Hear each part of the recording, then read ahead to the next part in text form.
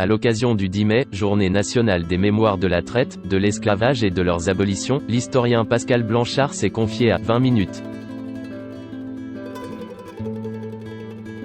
Nous sommes aujourd'hui le 10 mai, journée nationale des mémoires de la traite, de l'esclavage et de leurs abolitions. Jour également de l'anniversaire de la loi Taubira, qui en 2001 a reconnu la traite négrière transatlantique et l'esclavage comme crime contre l'humanité.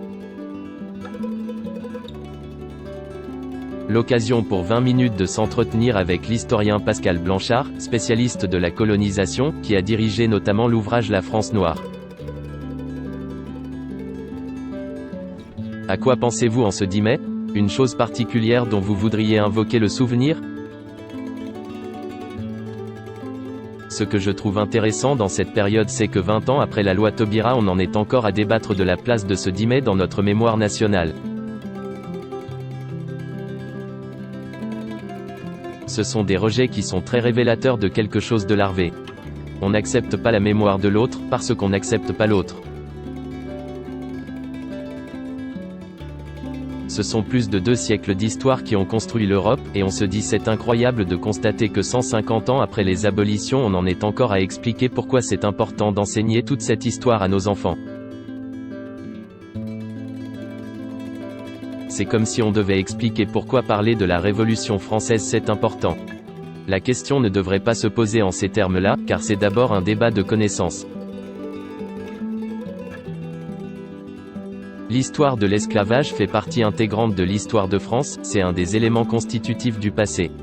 Il n'est pas plus important que d'autres, mais il a plus de mal que d'autres à exister dans le présent. Et en même temps il y a une évolution. Car avant les années 2000 ces questions étaient totalement invisibles et elles étaient réduites à ceux qu'on considérait comme les seuls et uniques dépositaires de ce passé, c'est-à-dire aux descendants d'esclaves. Comme si on devait se dire qu'il n'y a que les militaires qui doivent se souvenir de la guerre, que les révolutionnaires qui doivent célébrer la Révolution française, etc. C'est comme si on s'attaquait à la mémoire du 8 mai en disant que ceux qui veulent en parler ne sont que des militaristes. Vous pensez que l'idée qu'il faut célébrer le 10 mai n'est pas encore majoritaire? Il y a encore des réticences. Certains pensent que remuer ce passé ce n'est que remuer le couteau dans la plaie, d'autres disent pourquoi devrait-on se flageller? Point. Mais moi je ne me flagelle pas, je considère qu'on doit traiter de cette histoire. C'est un vrai travail de fond pour arriver à décentrer notre regard. Un jour quelqu'un me disait que les femmes n'avaient pas eu de rôle pendant la guerre de 1914 à 18. Alors que c'est la première fois où elles vont devenir syndicalistes, qu'elles entrent dans les usines, qu'elles découvrent la vie politique. Si vous ne racontez pas cette histoire, vous ne racontez qu'une demi-guerre. C'est la même chose quand vous ne racontez pas l'histoire de l'esclavage, vous ne comprenez pas la puissance des rois de France ou l'économie au XVIIe et au XVIIIe. Qu'est-ce que l'histoire de l'esclavage peut nous apprendre en termes de résilience, dans cette période de crise sanitaire? Ce que nous apprend l'histoire de l'esclavage, c'est que l'histoire de notre voisin est aussi la nôtre. Dans cette période certains subissent de plein fouet la maladie, et on voit la difficulté qu'il y a à expliquer qu'il faut être collectif et solidaire. La semaine dernière j'ai essayé de remuer des montagnes pour expliquer que dans les quartiers populaires la situation est très particulière à la fois par rapport à la crise économique et à la crise du Covid. Parce que les conditions de vie dans les quartiers favorisent la diffusion du virus, et aussi parce que la crise économique frappe de plein fouet ceux qui dans des familles de 7 ou 8 personnes ont 1 ou 2 personnes qui ramenaient le salaire et sont les premiers touchés. Eh bien la solidarité mémorielle correspond exactement à la solidarité dans une crise sanitaire comme on la vit, c'est en partageant une mémoire commune qu'on va arriver à faire résilience, à dépasser les souffrances individuelles de certains qui sont plus fortes que chez d'autres. Quand une collectivité arrive à fabriquer un tout commun, elle arrive à dépasser les crises. La crise sanitaire renforce-t-elle le racisme?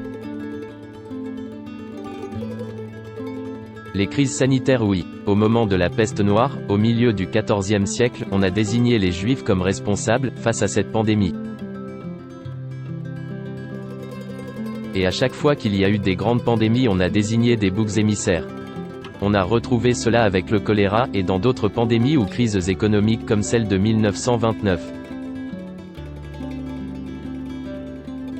La France est touchée en 1931 et on va désigner les étrangers comme étant responsables, des travailleurs coloniaux. Il y a alors plus de 150 000 Maghrébins en France, et plus de 40 000 Afro-Antillais, des Italiens, des Belges, des Polonais.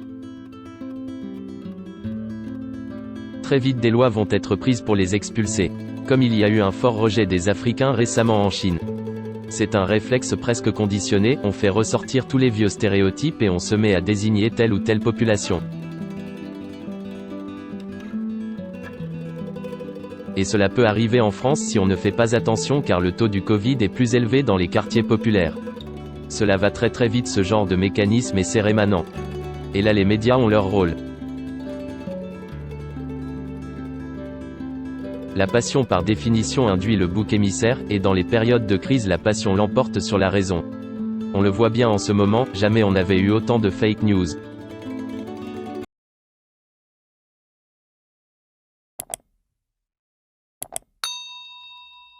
Chào các bạn, tôi là biên tập viên Hoàng Biên đến từ kênh tin tức 24 giờ.